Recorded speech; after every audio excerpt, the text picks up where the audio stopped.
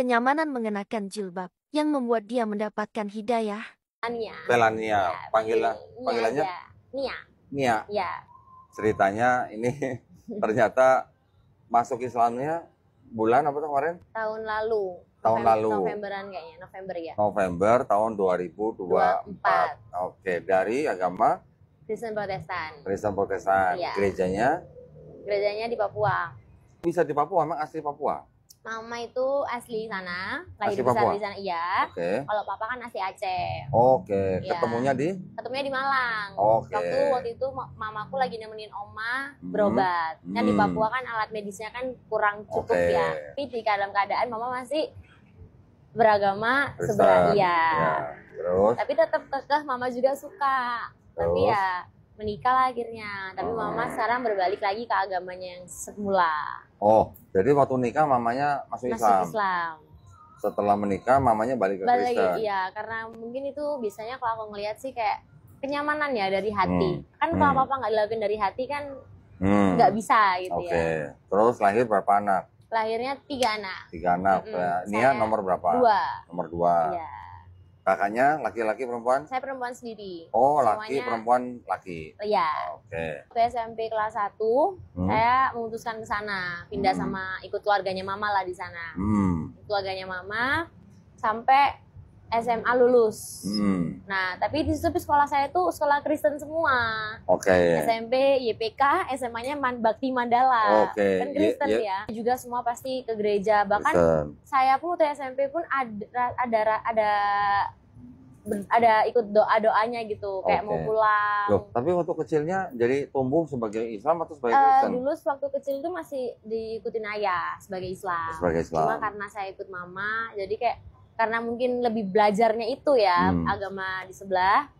Jadi akhirnya saya memutuskan ikut di sebelah. Ikut Kristen loh. Iya. Lo papa sama mama sama-sama di Papua? Enggak, atau sudah divorce. bisa? Oh, ya, oh sudah bisa. divorce, Oke, ya. berarti ikut mama. Iya, jadi saya ikut mama. Didikan Kristen sehingga akhirnya menjadi Kristen. Menjadi Kristen. Sampai SMA. Sampai tahun lalu itu. Ya, terus kuliah di Jogja. Kuliah di Jogja. Di Jogja, iya. Oke, terus setelah lulus kerja di Malang. Iya, kerja di Malang. Dari tahun berapa di Malang? 2021. Oh, baru di Malang. Oke, 21 ya, berarti udah ini jalan 4 tahun berarti 4 tahun ya? di Malang ya. Terus November tahun lalu bersyahadat. Iya, itu Di mana syahadatnya? Itu karena kan mungkin keluarga aku orang Aceh nih ya. Jadi apa namanya? Teman-temannya banyak yang ulama-ulama gitu kan. Oke. Iya, jadi Pak D itu punya temen yang bisa syahadatin gitu. Oke. Ya. Jadi hanya perorangan berarti? Iya, tapi ditemenin sama calonnya kakak saya. Calon kakak? Iya, oh, cewek. Kakaknya juga muslim? Kakak saya ikut keluarganya ayah dong muslim, cuma saya sendiri yang memang... 2 kakak ikut ayah? 2 kakak sama adik yang ikut ayah, ya. Saya yang ikut... Nia ikut mama? Oke. Ya. Gimana ceritanya kok dari Kristen ke Islam? Nah, itu pertanyaan utama. Nah, kalau masalah masuk ke Islam atau enggak tuh semua agama itu baik ya menurut saya ya. Baik, semua agama baik. itu baik. Ya. Kita anggap semua agama itu baik. Kita hidup di negara yang beragama. Ya. 1. Ya. Yang kedua, saya mungkin manusia yang harus beragama juga. Oke. Karena orang yang beragama pasti berakal. Ya. Tapi menurut saya satu sisi lagi agama yang saya anut itu mungkin agak susah untuk saya jalani juga. Yang Kristen? Yang sekarang ini. Oh, yang sekarang, iya. Islam. Terus? Saya masih denial gitu loh. Kadang tiba-tiba kangen sama yang di seberang. Kadang tapi saya nyaman pakai hijab gitu. Masih denial banget sama rasa-rasa itu kan. Tapi saya selalu mikir gini, kok setiap hari kok yang deketin kok cowoknya orang Islam gitu ya. Iya, muslim terus semua. Terus saya kan merasa kayak, oh iya ya, saya hidupnya di Jawa, jadi dominannya pasti ke agama itu. Akhirnya saya coba lah lihat-lihat, oh Mekah tuh bagus ya, saya gitu kayak indah banget gitu. Terus ngeliat cewek-cewek pakai baju-baju abaya, ya menurut saya cantik gitu loh, kayak menjaga aurat gitu kan. Terus kayak menurut saya lebih bersih perempuan memakai abaya daripada yang terbuka. Nah habis itu saya merasa kayak, tapi di seberang itu juga ada yang memakai seperti itu. Ortodoks. Ada yang seperti itu. Ada juga yang jadi suster, biarawati gitu kan. Tapi saya berpikir lagi, tapi kan itu kan tidak menikah gitu loh. Masa saya mau ya, seperti itu kalau gitu sister, kan. Iya. Masa saya mau seperti itu gitu kan. Saya juga butuh keluarga gitu. Tapi akhirnya lama-lama keluarga dari ayah support juga kayak yang Islam tuh indah loh gini-gini. Pokoknya ngasih tahu yang baik lah tentang agama ini. Tapi saya berpikir lagi, tapi saya nggak mau masuk situ karena paksaan. Karena saya rasa apapun yang dipaksa tuh nggak enak. Saya berdebat kalau kalau Tuhan tuh satu, kayak sering sama temen tuh sering ngomong religius gitu, sering perbahasan. Sama teman-teman di Lafayette apa? Enggak, sama teman-teman di luar. Kadang sama cowokku juga sering berdebat perkara itu. Ya. Cowok saya ini support gitu loh, jadi saya berhubungan sama dia ini sudah lama gitu pacarannya. Berapa tahun? Sudah mau 2 tahun ini. Tapi saya kenal dia tuh sebelum saya masuk Islam. Saya masih Kristen. Nah habis itu dia tuh kayak saya merasa kayak kita beda. Saya mau lepas tapi saya sayang gitu kan. Tapi kita baik-baik aja, masa mau dilepas gitu. Sedangkan saya ingat di Alkitab itu ada ayat yang itu artinya jangan ambil dia dari Tuhannya gitu kan. Pokoknya berpindah dari agama itu. Nah habis itu saya langsung merasa kayak, tapi dia baik loh ngajarin kayak doa mau tidur. Kan biasanya kan saya kan kayak, ya Tuhan saya mau tidur gini gitu. Tapi ketika sama dia tuh dia ngajarin doa mau tidur kayak Bismillahirrahmanirrahim ayah bismika amut. Jadi kebiasaan kan gue itu ya. Kebiasaan. Akhirnya malam itu saya tuh kayak dimimpiin gitu sama oma saya. Oma saya ini ternyata dulunya dia Islam. Menikah sama opa saya. Ini dari mama saya ya. Menikah sama opa saya akhirnya berpindah. Masuklah ke Katolik. Oma saya ini bilang ke saya di mimpi itu, kan saya habis nyekar tuh. Habis nyekar tapi saya berdoanya akhirnya masih pakai itu kan bahasa dari agama saya sebelah. Tiba-tiba dia masuk mimpi saya terus dia bilang, semua agama itu baik. Tapi agama yang kamu mau percaya itu adalah agama oma. Dulunya agamanya oma. Dia ngomong kayak gitu. Ya mungkin bukan oma saya yang ngomong, tapi mungkin adalah dari dia, dari dalam alamnya dulu ya. Jadi saya kayak langsung, masa pertanda, aku bilang gitu kan. Terus aku cerita ke Pak Deku ini yang religius banget ini. Ini kakaknya papa. Kakaknya papa. Papa anak terakhir. Adiknya papa bilang, Pak, udahlah. Pokoknya tapi nggak ada habisnya kalau ngomong sama dia emang kok. Bener-bener doyan ngomong dia kan. Udah, ayo tak cariin Ustadz. Udah kekeh, udah langsung kayak yang, itu amal itu. Dia ngomong kayak gitu pakai dengan logat Jawanya kan.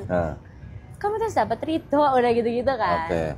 Iya gitu. Akhirnya malam itu tuh tiba-tiba kayak maghrib tuh sore tuh tiba-tiba tuh kayak ada yang bisikin aku gitu.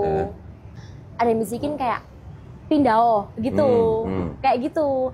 Nah tiba-tiba aku ngechat lah Pak Ade aku ini, minta deh nomor ustadznya, aku bilang gitu. Terus habis itu aku bikin alarm, mau tidur tuh bikin alarm. Ini benar-benar sangat plot twist ya.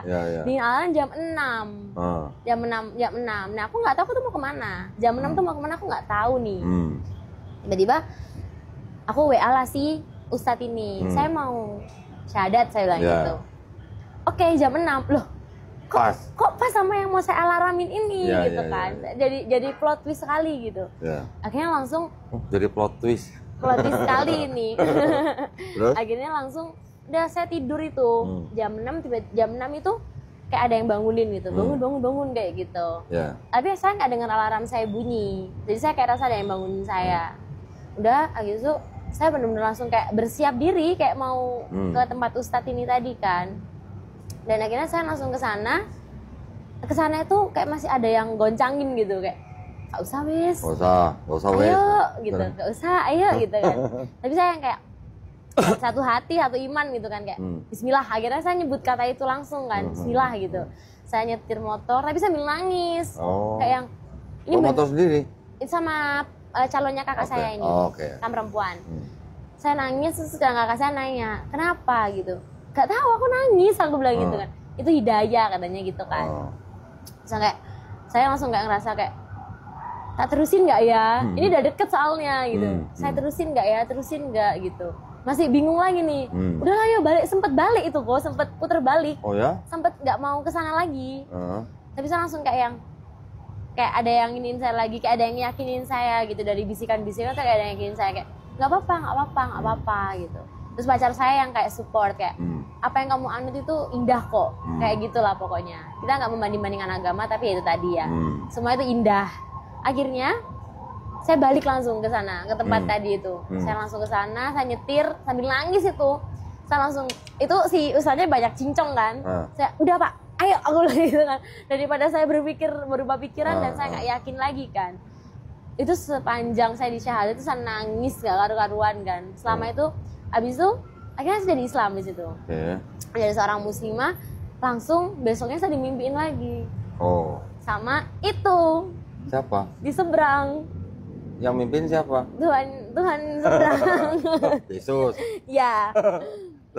Dateng ngomong kayak dia cuma senyum gitu loh, cuma senyum. Terus dia bikin saya dilema gitu loh. Loh, itu mana? Jadi kayak benar-benar sebenarnya benar-benar plot twist lah ini yang saya tanya, yang saya tanya itu benar-benar plot twist.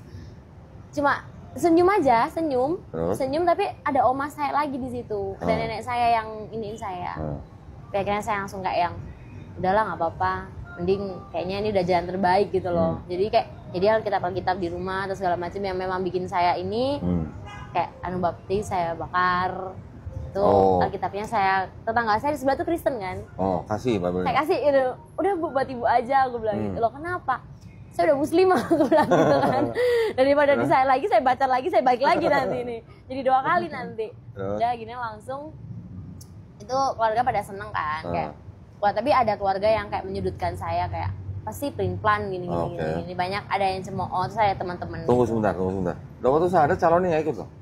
Nggak diantarin calonnya? Enggak, kan lagi sibuk kan dia ngelatih kayak Muay Thai gitu. Jadi dia banyak urusan. Keterlaluan ya? Terlalu gitu ya? Terlalu. Gak boleh gitu ya Allah. Terus waktu calonnya denger kamu masuk Islam gimana reaksinya? Itu dikenalin ke keluarganya langsung.